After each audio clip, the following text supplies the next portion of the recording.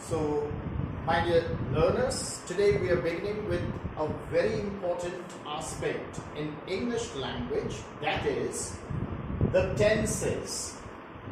Now the question rises, what do you mean by the tenses? आप tense से क्या समझते हैं?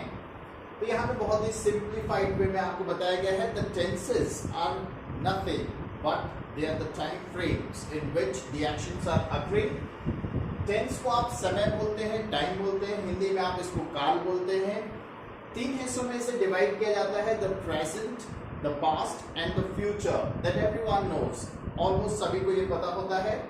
हर किसी के चार सेगमेंट होते हैं, चाहे वो प्रेजेंट सिंपल हो, चाहे वो प्रेजेंट हो, पास्ट हो, फ्यूचर हो, सबके 4 सेगमेंट्स होंगे.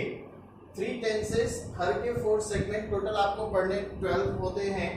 The present simple, the present continuous, the present perfect, the present perfect continuous. Similarly, the past simple, the past continuous, the past perfect, and the past perfect continuous. Future simple, future continuous, future perfect, and future perfect continuous.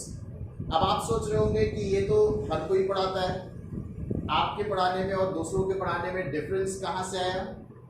तो आपको एक चीज बताना चाहेंगे कि आपको आज तक किसी ने भी प्रेजेंट सिंपल के इतने सारे सेगमेंट नहीं बताए होंगे जो मैं यहाँ आपको बताने जा रहा हूँ. हर किसी के जो सिंपल टेंस हैं, चाहे वो प्रेजेंट सिंपल हो, चाहे वो पास्ट सिंपल हो, चाहे फ्यूचर सिंपल हो, हम उसकी कुछ इस तरीके से डिफरेंट सेगमेंटेशन करेंगे जिसमें कि आप उसको पूरे तरह से बहुत अच्छे से सीखेंगे. जो प्रेजेंट सिंपल है उसको 5 डिफरेंट फ्रेजेस में बांटा गया है as per the utility in English, जिस तरह से आप उसको इंग्लिश में यूज करते हैं. The very first part is called to be the general action. Now, what do you mean by general action? General action से क्या आशय है? General action से आशय है कि रोज किए जाने वाले काम. जैसे मैं सुबह 5 बजे उठता हूँ, मैं दांतों को ब्रश करता हूँ, मैं स्नान करता हूँ, मैं स्कूल के लिए तैयार होता हूँ या कॉलेज के लिए तैयार होता हूँ. फिर जो भी एक्शन आप दिन भर में परफॉर्म करते हैं, they are called to be your routine action.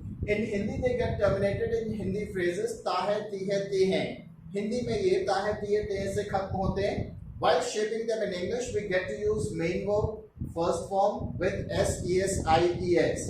Main verb की first form के साथ में s, es, I, es लेके आप इसको formulate करते हैं. Second is your status of being, होने की दशा. स्टेटस ऑफ बीइंग के सेंटेंस में कोई एक्शन वर्ड नहीं होता. इन सेंटेंसेस में संज्ञा या विशेषण से सेंटेंस खत्म होते हैं. And while shaping them in English we get to use is am are plus noun adjective. जो ये सेंटेंस के लास्ट में संज्ञा और विशेषण है वो यहाँ पे इजएमआर के साथ में यूज किए जाएंगे.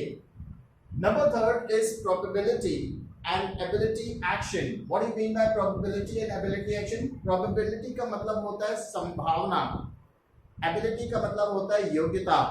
आज बारिश हो सकती है, ये संभावना है. मैं आपको इंग्लिश पढ़ा सकता हूँ, ये मेरी योग्यता है. So when you talk about the probability or ability of any action, we tend to use the present simple probability and ability action. In sentence में कैन हमेशा मिलेगा सकता है शक्ति पे, और कैन के सकता है शक्ति के पहले जो होगा वही वर्ब की फॉर्म होगी. इनको अभी अपन जमाना आगे चल के सीखेंगे. अभी केवल मैं आपको एक इंट्रोडक्टरी पार्ट दे रहा हूं कि टेंसेस होते क्या हैं और सिंपल प्रेजेंट टेंस के क्या सेगमेंट्स हैं. Next is compulsive and obligatory actions. Compulsive और ऑब्लिगेटरी एक्शंस का मतलब होता है मजबूरी और बंधन युक्त वाक्य. मतलब कोई काम आप करना नहीं चाहते लेकिन आपको मजबूरी में किया करना पड़ रहा है वो. जैसे nobody wants to get up early in the morning. Does anyone? No one wants to get up early in the morning, but they have to. Why? Because they have to go to school or they have to perform certain other duties. Similarly, nobody wants to go to the doctor when they fall sick, but they have to go to the doctor in order to get well soon. तो मजबूरी में किए जाने वाले कामों को आप have to phrase में बताएंगे. और futurity action ये थोड़ा सा different है. अक्सर ये पाया जाता है कि जो इंग्लिश बोलने वाले लोग हैं वो have to को इधर पे यूज कर लेते हैं, ना है, नहीं है, नहीं है एक्शन में. हैव टू जो होता है वो कंपल्सिव और ऑब्लिगेटरी एक्शन के लिए होता है, और ना है, नहीं है, नहीं है ये फ्यूचरिटी एक्शन के लिए होता है, आपकी इच्छा से किए जाने वाले कामों के लिए. आप कभी ऐसा नहीं बोलेंगे कि मुझे खाना खाना पड़ता है. That means you do not want to eat but the people are forcing you to eat. जबकि हमारा सेंटेंस ऐसा होना चाहिए कि मुझे खाना खाना है. क्योंकि आपको भूख लगी है तो आपकी बॉडी, आपका ब्रेन आपको इंस्ट्रक्ट करेगा कि आपको खाना खाना है क्योंकि आपकी एनर्जी लैक हो रही है। तो आप बोलेंगे I am to eat food, मुझे अंग्रेजी सीखनी है। जैसे सबसे पहला बच्चा यहाँ पर आता है एडमिशन के लिए तो वो यही पहला स्टेटमेंट बोलता है, सर मुझे अंग्रेजी सीखना है। तो their first statement should be sir I am to learn English. ऐसा नहीं बोलेंगे I have to learn English. Have to learn English का मतलब ये होगा कि मैं सीखना तो नहीं चाहता लेकिन जबरदस्ती सीखना पड़ रहा है। अगर आप ऐसा किसी से बोलोगे, आप किसी कंपनी में जॉब पे जाओगे और बोलोगे I have to work for your company, तो 2 थप्पड़ मार के बोलेगा भग जाओ इधर से, नहीं रखना आपको कंपनी में। तो प्रेमेटी आपको ऐसा नहीं करना है, आपको हमेशा सेंटेंस के डिफरेंस को समझना है। पढ़ता है, पढ़ती है, पढ़ते हैं मजबूरी में किए जाने वाले एक्शन, ना है नहीं है नहीं है एक्शन आपकी इच्छा से किए जाने वाले एक्शन होते हैं। तो ये डिटेल्स आप इन सारे टेंसेस की अभी हम अगली क्लास में देखेंगे।